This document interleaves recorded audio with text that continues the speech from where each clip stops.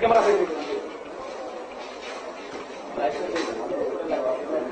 উপরে লাইট আছে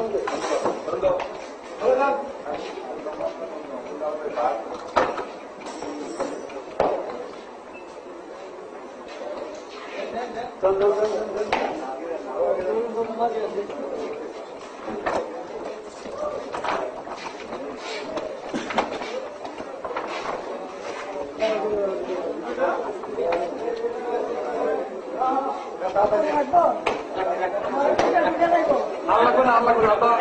কোথায় রাখে দেবো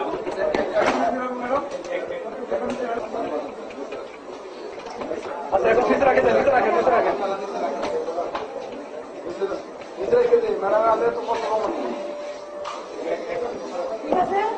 হ্যাঁ ঠিক আছে সবাই ভিতরে রাখেন সবাই ভিতরে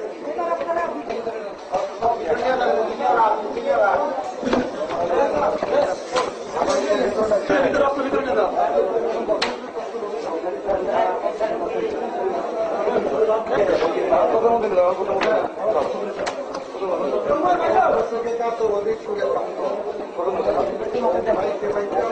এগুলো আবার পরে নে কাকে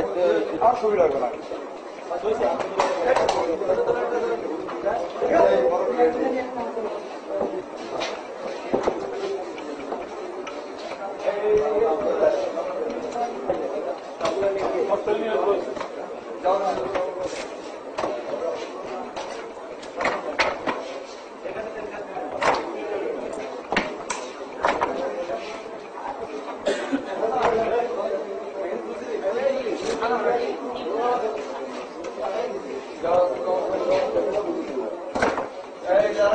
এখানে রাখা পারতো কোথায় আমি নিয়ে যাবো আমার সাথে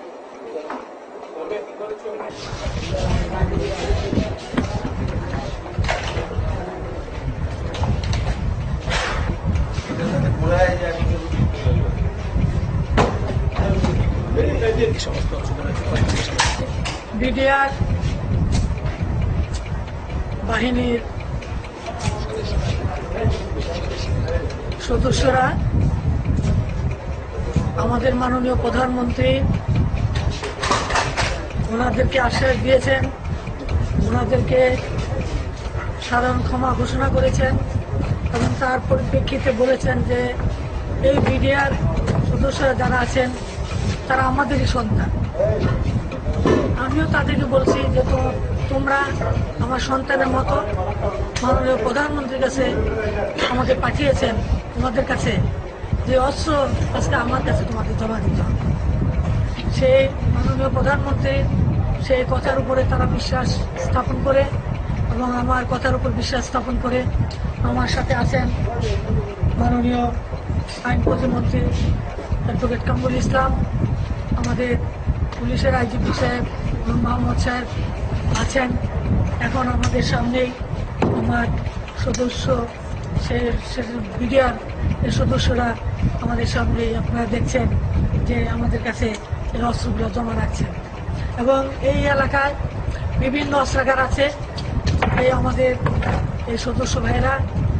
আমার সন্তানেরা আজকে তারা সেই এগুলো জমা করছে এবং তাদেরকেও আমি কথা দিয়েছি যে এখানে তাদের উপর আর কোনো রকমের তারা যেটা ভয় পাচ্ছিল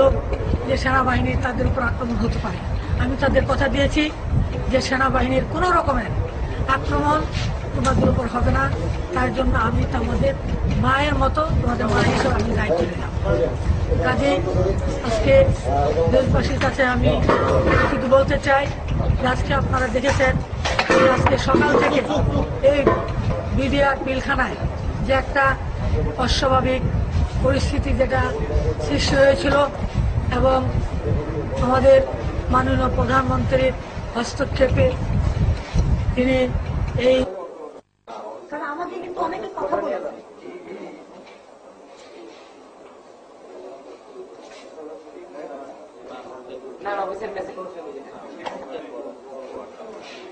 আমি দেখে আসছি ফ্যামিলি এখন নাই বাদলাই কটা আছে আমি এই জন্য